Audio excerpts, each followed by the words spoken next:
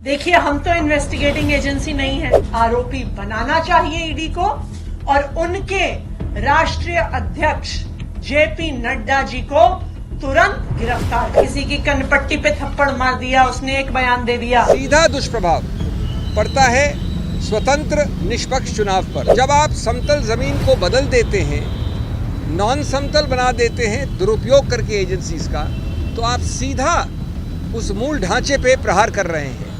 आज आम आदमी पार्टी ने एक प्रेस कॉन्फ्रेंस की जिसमें उन्होंने भाजपा पर आरोप लगाते हुए कहा कि बीजेपी ने शराब नीति केस में आरोपित और बाद में सरकारी गवाह बने शरद चंद्र रेड्डी से 59.5 करोड़ रुपए इलेक्ट्रॉल बॉन्ड के जरिए लिए, जिसके एवज में शरद चंद्र रेड्डी को बेल मिल जाती है। और कमाल की बात यह कि ईडी इसका विरोध भी नहीं करती है।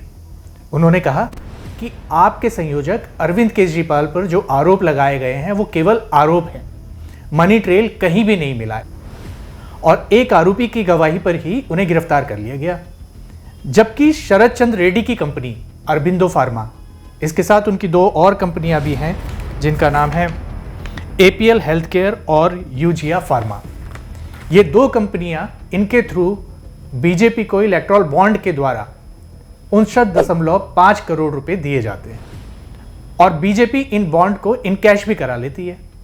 तो ये जो बॉन्ड इन कैश कराए जाते हैं, यानी कि ये जो पैसा बीजेपी के अकाउंट में जाता है, ये मनी ट्रायल को स्थापित करता है।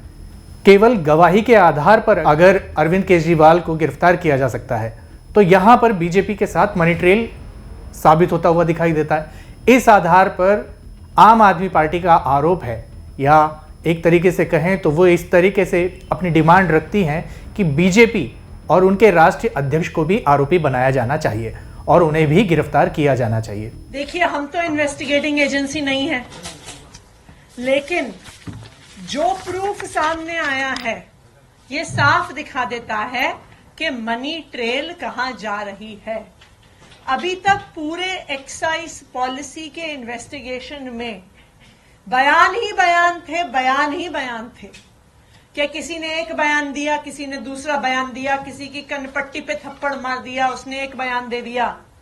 लेकिन आज पहली बार मनी ट्रेल का प्रमाण सामने आ गया है और साउथ लॉबी की शराब कारोबारियों का पैसा भारतीय जनता पार्टी के बैंक अकाउंट में गया है।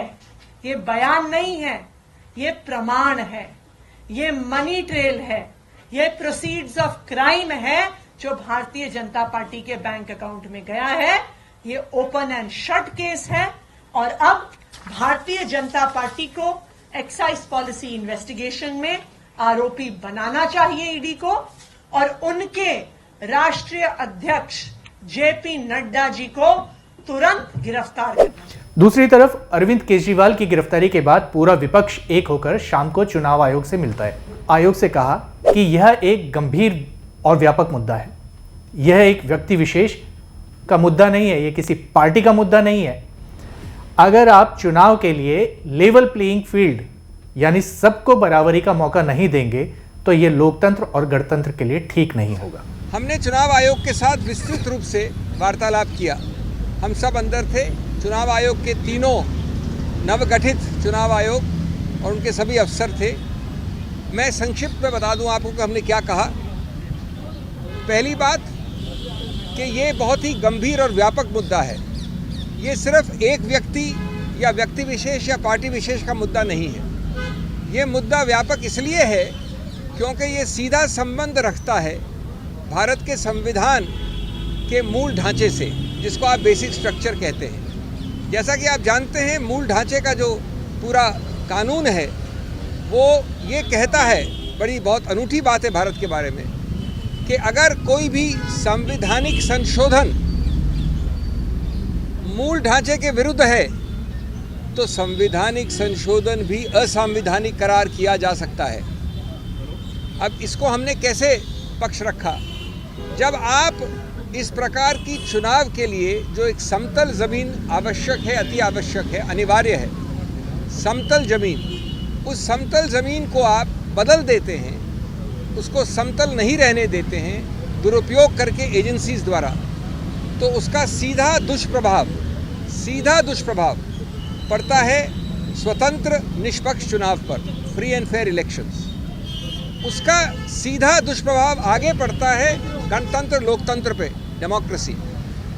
और स्वतंत्र निष्पक्ष चुनाव या लोकतंत्र गणतंत्र दोनों उच्चतम न्यायालय ने केशवानंद भारती के समय से कहा है, बार बार कहा है, मूल ढांचे के एक अभिन्न अंग हैं। तो जब आप समतल ज़मीन को बदल देते हैं, नॉन समतल बना देते हैं दुरुपयोग करके एजेंसीज का, तो आप सीधा उस मूल ढांचे पे प्रहार कर रहे हैं। अब देखना यह है कि चुनाव आयोग इस पर क्या संज्ञान लेता है।